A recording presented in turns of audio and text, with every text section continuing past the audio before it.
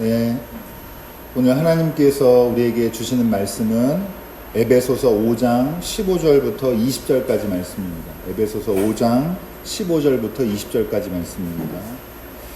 제가 읽겠습니다. 그러므로 여러분은 어떻게 살아가야 할지를 살피십시오. 지혜롭지 못한 사람처럼 살지 말고 지혜로운 사람답게 살아야 합니다. 세월을 아끼십시오. 때가 악합니다. 그러므로 어리석은 자가 되지 말고 주님의 뜻이 무엇인지를 깨달으십시오. 술에 취하지 마십시오. 거기에는 방탕이 따릅니다. 성령의 충만함을 받으십시오. 시와 찬미와 신령한 노래로 서로 화답하며 여러분의 가슴으로 주님께 노래하며 찬송하십시오. 모든 일에 언제나 우리 주 예수 그리스도의 이름으로 아버지 하나님께 감사를 드리십시오. 이는 하나님의 말씀입니다. 하나님 감사합니다. 우리 주에 돌아오면서 같이 좀 인사 나누도록 하겠습니다. 하나님을 닮아가십시오. 선풍기 좀 꺼주세요.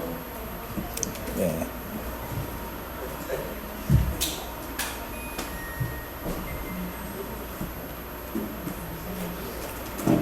김대희 집사님이 어머니 앞에서 예배 드리니까 너무 보기 좋네요, 진짜로.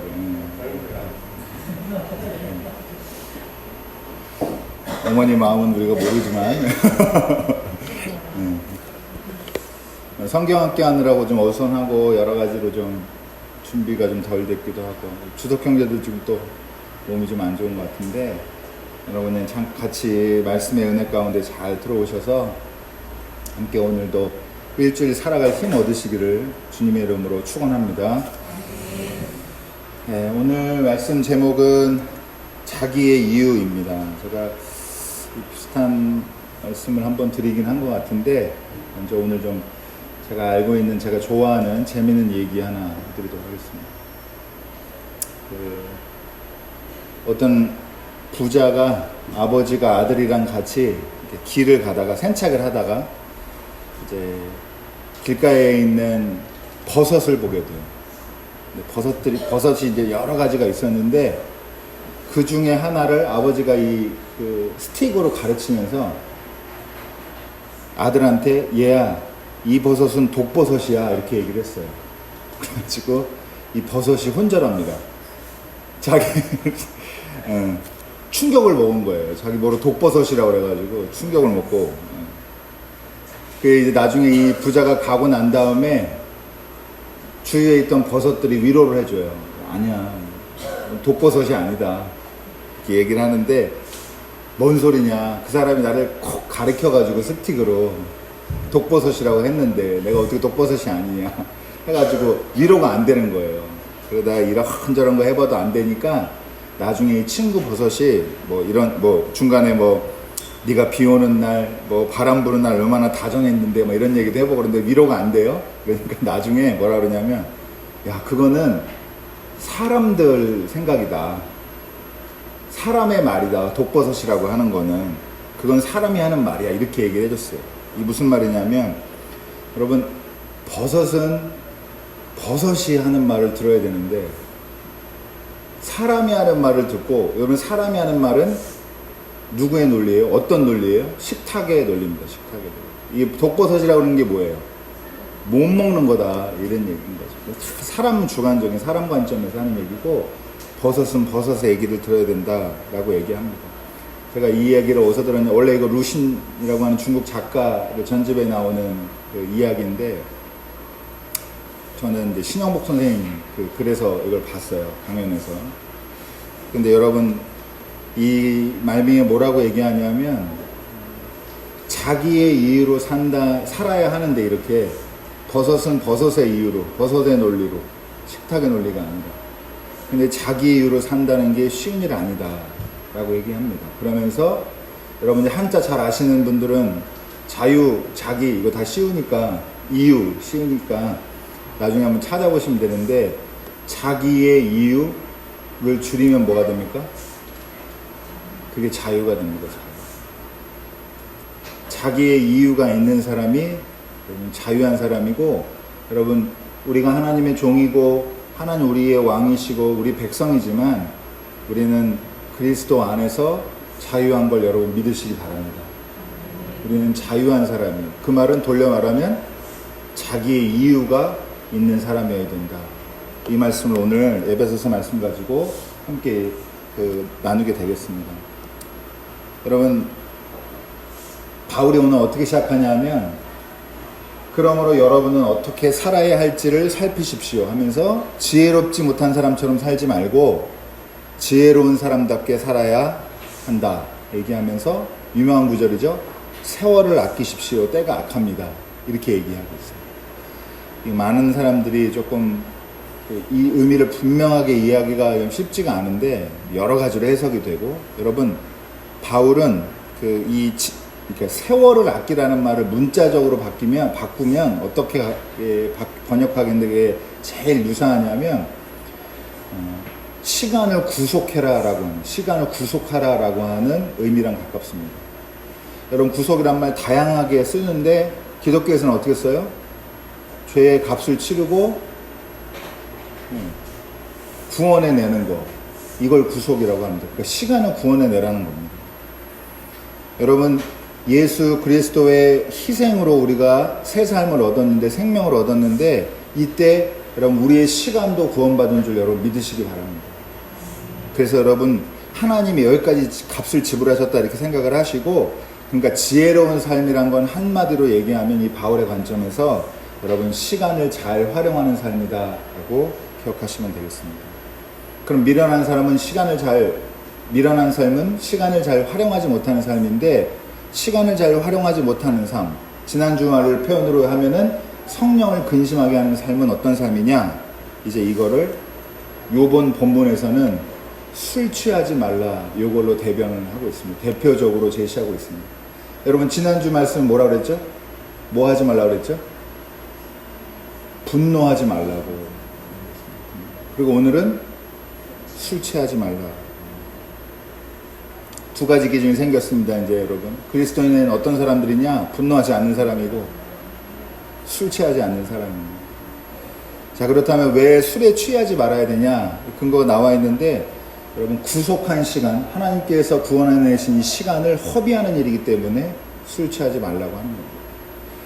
여러분, 근데 이걸 잘 이해하셔야 돼요. 성경에도 이런 말씀 나올 때 잘 이해하셔야 되는데, 여러분, 누가복음 9장에 보면은 이런 비유 기억나세요? 주인의 돈을 맡은 청지기가 돈을 함부로 쓴다는 얘기가 있어가지고 주인이 이제 그걸 해결하러 옵니다. 그 소식을 듣고 어떻게 해요? 이제 나 쫓겨나겠다. 영락 없이 나 끝이다. 예. 그래가지고 자기가 돈 꿔줬던 사람들을 하나하나 찾아가가지고 그 사람들 장부를 줄여줍니다. 너 얼마 꿨냐? 1,000만 원이다. 500만 원 써라. 이렇게 해가지고 그 사람 빚을 탕감을 막 해줘요. 여러분, 허위장부 작성하는 거잖아요. 이렇게 해가지고 내심 뭐라고 생각했냐면, 내가 여기서 주인한테는 일자리가 쫓겨날 게 분명한데 나가면은 저 사람들이 나 맞아줄 거다. 근데 여러분, 예수님이 귓방망이를 날리지 않고 뭐라고 했어요? 잘했다고 칭찬하셨습니다. 그러면서 뭐라고 얘기했냐면, 불의한 재물로 친구를 사귀라 라고 얘기를 했어요. 여러분, 그럼 여러분 이런 이야기 듣고, 이제부터 허위장부를 좀 써봐야겠다. 예. 분식회계 하고 내가 이렇게 되면은 엇나가는 거죠. 여러분, 오늘 말씀 가지고 여러분 술에 취하지 말라. 그래서 자기가 딱 생각하기에, 그래, 취하지만 않으면 돼. 주량이 지금 소주 한 병 반인데 눈을 못 쳐다본 분이 한 분이 계시는데 농담입니다. 예. 술을 내가 한 병까지만 마셔야겠다. 여러분, 이렇게 가면은 이 말씀 유치하게 만드는 거다, 이 말이야. 그러면 반대로, 난 술 원래 안 먹어. 근데 마시는 사람이 있어요. 거봐, 시간 탕진하지 말라고 그러는데 술 처음 마시면 되겠어? 이렇게 또 하면 이것도 이 말씀 유치하게 만드는 거예요. 여러분, 이게 중요한 게 뭐냐면 본질이 중요한 건데, 본질이. 마시라, 마시지 말라, 이게 아니라 여러분, 뭐에 취해 있고 뭐로 시간을 활용할 거냐, 이렇게 이게 핵심인 거예요. 내 남은 여생이 하나님이 구속한 시간인데 이 시간을 어디다가 투자하고 어디에 잘 활용할 거냐, 이거 결정을 하고 여기대로 살아야 되는데, 이걸 방해하는 삶의 대표적으로 술 취하지 말라고 얘기를 하는 겁니다. 여러분, 제가 그냥 편하게 솔직하게 얘기할게요. 술을 마시러 같이 술을 마셔도 시간 낭비하게 만드는 자리가 있고 사람이 있어요.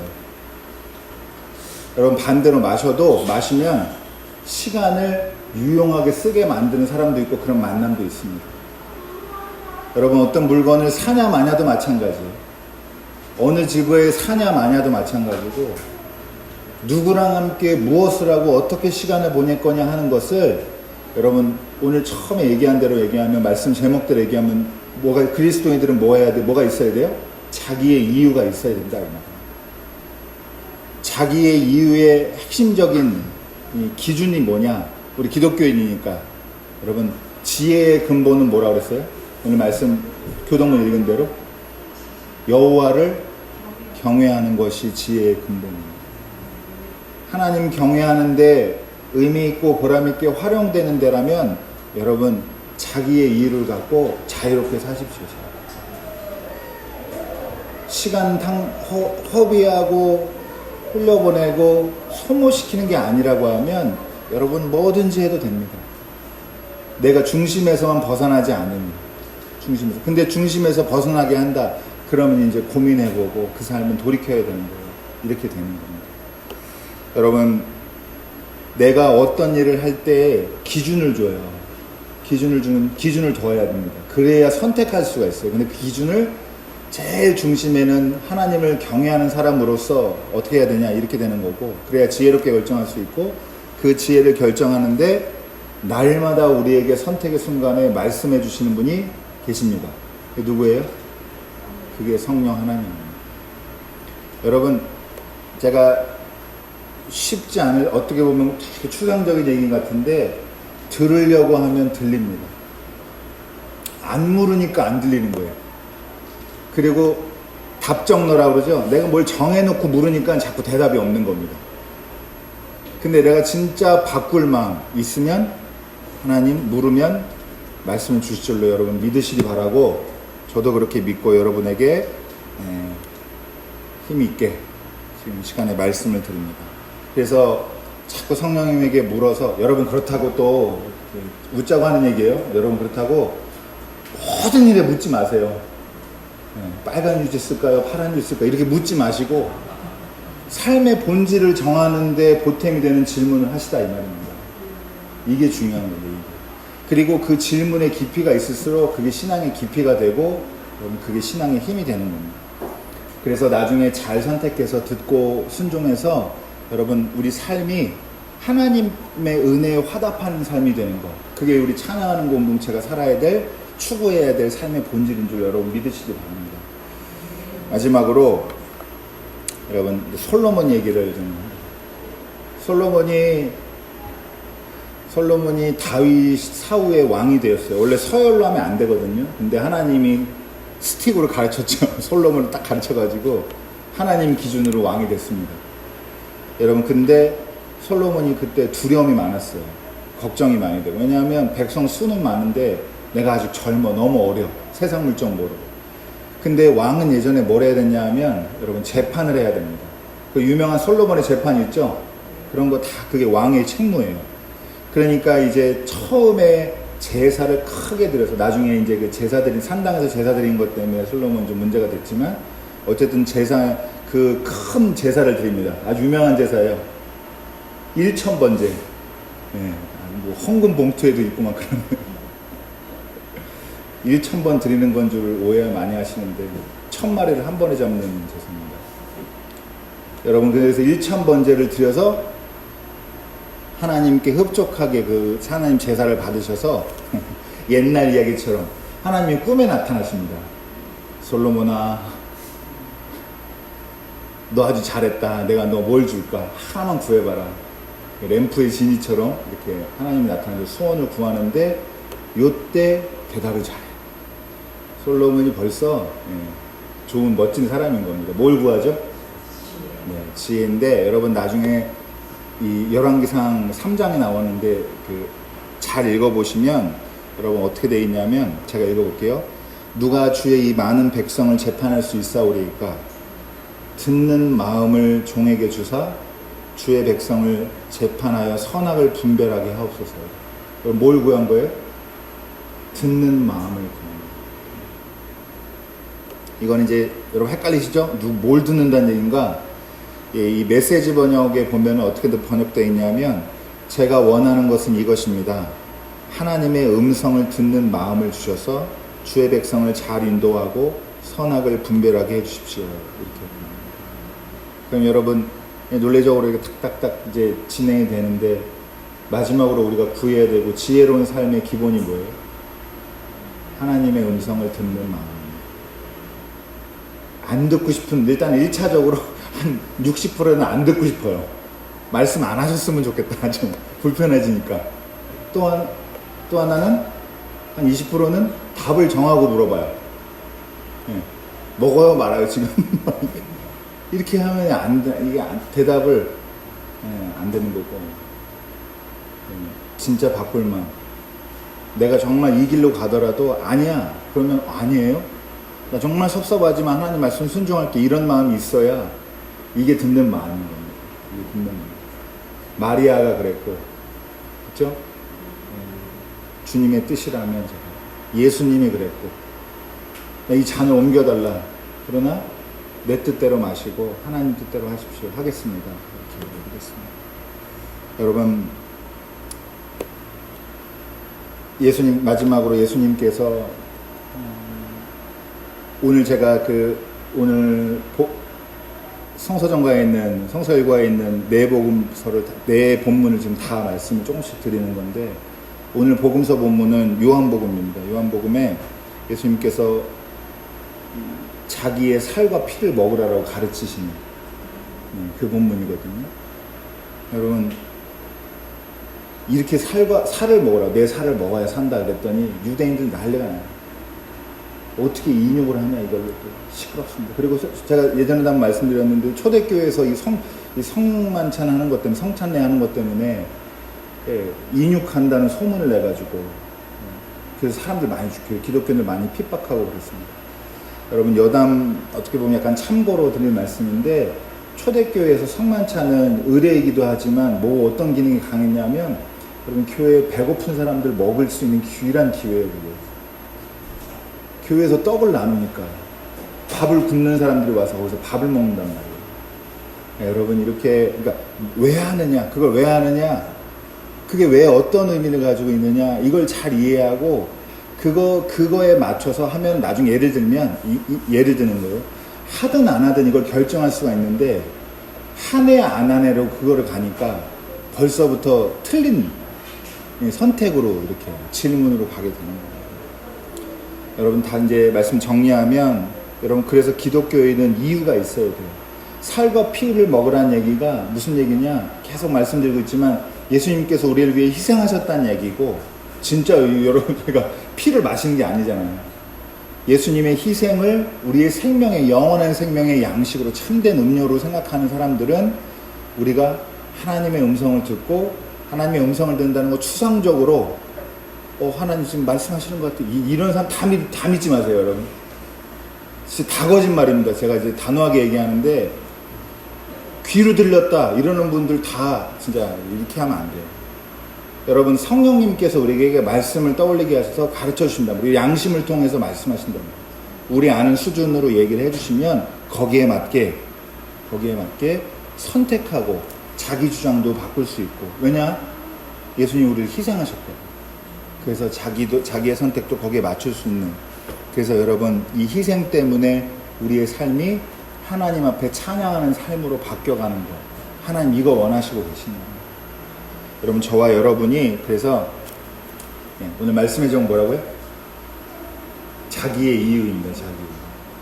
그리스도인은 자유합니다. 자유합니다. 여러분 한번 불러보시면서 한번 인사하겠습니다. 그리스도인은 자유인입니다. 여러분, 뭐든지 괜찮습니다. 그러나 방향은 분명한데 지혜로우셔야 되고, 하나님 경외하시고, 하나님 주신 시간, 구속하신 시간을 여러분 잘 활용하는 남은 생이 되길 바랍니다. 저와 여러분이 그 성령 충만한 삶에 은혜에 화답하는 자유한 삶이 되기를 주님의 이름으로 축원합니다. 기도하겠습니다.